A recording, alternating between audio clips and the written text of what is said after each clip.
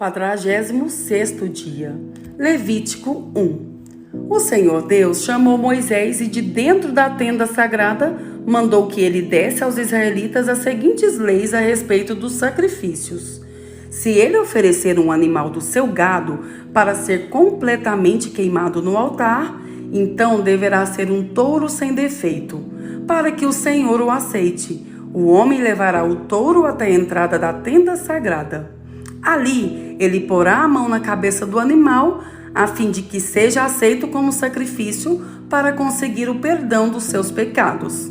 O homem matará o touro ali na frente da tenda sagrada, e os sacerdotes que são descendentes de Arão oferecerão ao Senhor o sangue do animal, e depois borrifarão com ele os 4 lados do altar que está na frente da tenda.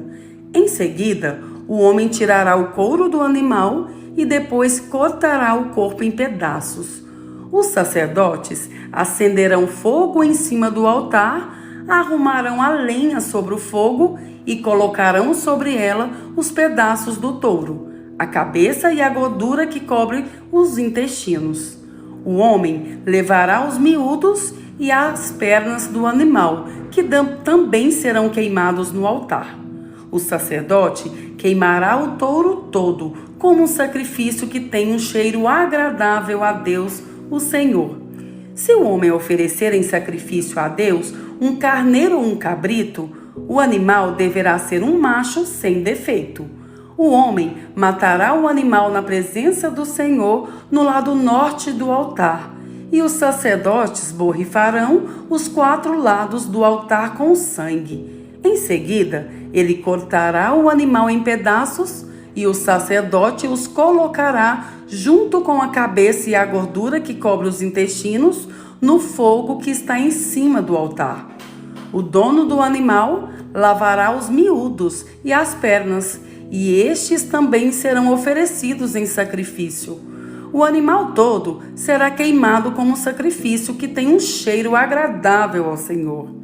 Se a oferta queimada que o homem oferece ao Senhor for uma ave, então ele deverá trazer uma rolinha ou um pombinho. O sacerdote levará a ave para o altar, tirará a cabeça e a queimará no altar. Em seguida, deixará o sangue da ave escorrer no lado do altar. Depois, tirará o papo com o que estiver dentro e o jogará no monte de cinzas, que fica no lado leste do altar. Então, pegará a ave pelas asas e a abrirá, sem a partir em 2 partes, e a queimará no altar. A ave toda será queimada como um sacrifício que tem um cheiro agradável a Deus, o Senhor. Levítico 2. Quando o homem oferecer cereais ao Senhor Deus, deverá moer o cereal, tirando dele a melhor farinha. Depois de misturar azeite e incenso na farinha, ele a entregará aos sacerdotes, que são descendentes de Arão. Um dos sacerdotes pegará um punhado de farinha com azeite e o incenso e o queimará no altar para lembrar que a oferta toda é dada a Deus. É uma oferta de alimento que tem um cheiro agradável ao Senhor. O resto da oferta de cereais é dos sacerdotes, que são descendentes de Arão. É a parte mais sagrada, pois foi tirada da oferta dada a Deus, o Senhor. Se a oferta de cereais forem pães assados no forno, eles deverão ser feitos da melhor farinha, mas sem fermento.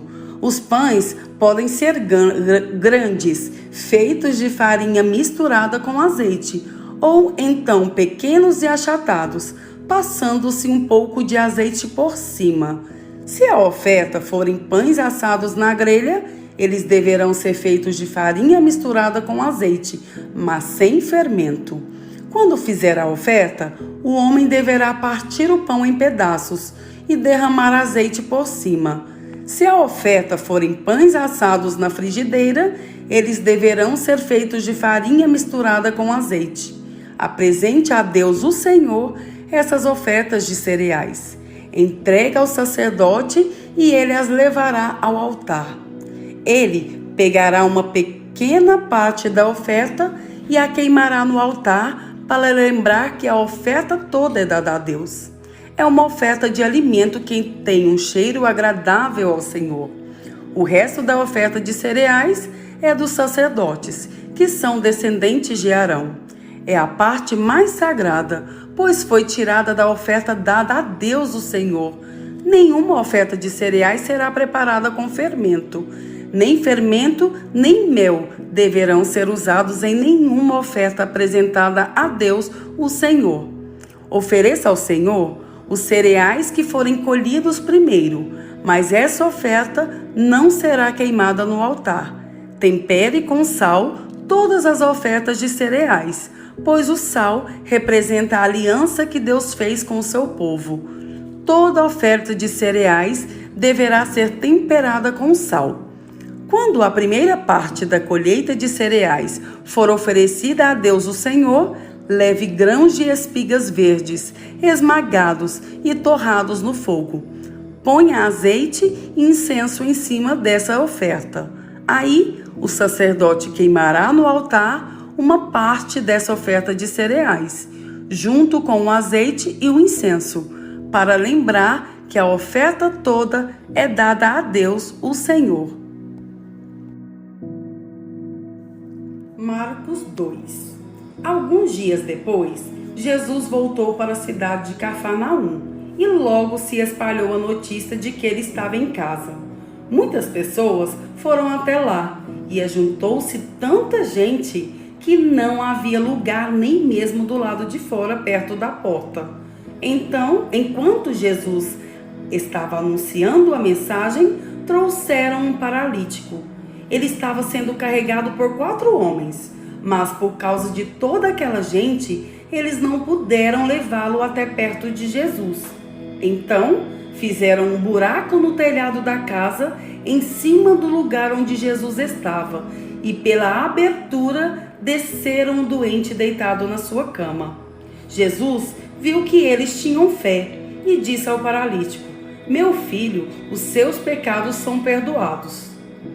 Alguns mestres da lei que estavam sentados ali começaram a pensar: o que é isto que esse homem está dizendo? Isso é blasfêmia contra Deus. Ninguém pode perdoar pecados, só Deus tem esse poder. No mesmo instante, Jesus soube o que eles estavam pensando e disse: "Por que vocês estão pensando essas coisas? O que é mais fácil dizer ao paralítico: os seus pecados estão perdoados? Ou levante-se, pegue a sua cama e ande? Pois vou mostrar a vocês que eu, o Filho do Homem, tenho poder na terra para perdoar pecados." Então disse ao paralítico: "Eu digo a você, levante-se, pegue a sua cama e vá para casa." No mesmo instante, o homem se levantou na frente de todos, pegou a cama e saiu. Todos ficaram muito admirados e louvaram a Deus, dizendo: "Nunca vimos uma coisa assim." Jesus saiu outra vez e foi para o lago da Galileia. Muita gente ia procurá-lo e ele ensinava a todos. Enquanto estava caminhando, Jesus viu Levi, filho de Alfeu, sentado no lugar onde os impostos eram pagos. Então disse a Levi: "Venha comigo." Levi se levantou e foi com ele. Mais tarde, Jesus estava jantando na casa de Levi. Junto com Jesus e os seus discípulos estavam muitos cobradores de impostos e outras pessoas de má fama que o seguiam. Alguns mestres da lei, que eram do partido dos fariseus, vendo Jesus comer com aquela gente e com os cobradores de impostos, perguntaram aos discípulos: "Por que ele come e bebe com essa gente?" Jesus ouviu a pergunta e disse aos mestres da lei: "Os que têm saúde não precisam de médico, mas sim os doentes.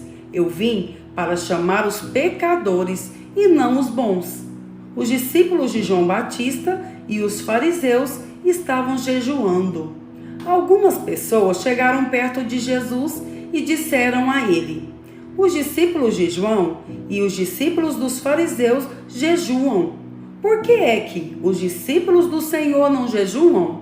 Jesus respondeu: Vocês acham que os convidados de um casamento jejuam enquanto o noivo está com eles? Enquanto ele está presente, é claro que não jejuam. Mas chegará o tempo em que o noivo será tirado do meio deles. Então, sim, eles vão jejuar. Ninguém usa um retalho de pano novo para remendar uma roupa velha, pois o remendo novo encolhe e rasga a roupa velha, aumentando o buraco. Ninguém põe vinho novo em odres velhos. Se alguém fizer isso, os odres rebentam e o vinho se perde, e os odres ficam estragados. Por isso, o vinho novo é posto em odres novos.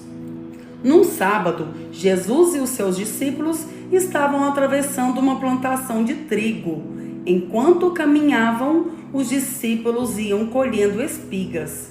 Então, alguns fariseus perguntaram a Jesus: Por que é que os seus discípulos estão fazendo uma coisa que a nossa lei proíbe fazer no sábado? Jesus respondeu: Vocês não leram o que Davi fez quando ele e os seus companheiros não tinham comida e ficaram com fome? Ele entrou na casa de Deus na época do grande sacerdote Abiatar, comeu os pães oferecidos a Deus e os deu também aos seus companheiros. No entanto, é contra a nossa lei alguém comer desses pães. Somente os sacerdotes têm o direito de fazer isso. E Jesus terminou. O sábado foi feito para servir as pessoas e não as pessoas para servirem o sábado. Portanto, o Filho do Homem tem autoridade até mesmo sobre o sábado.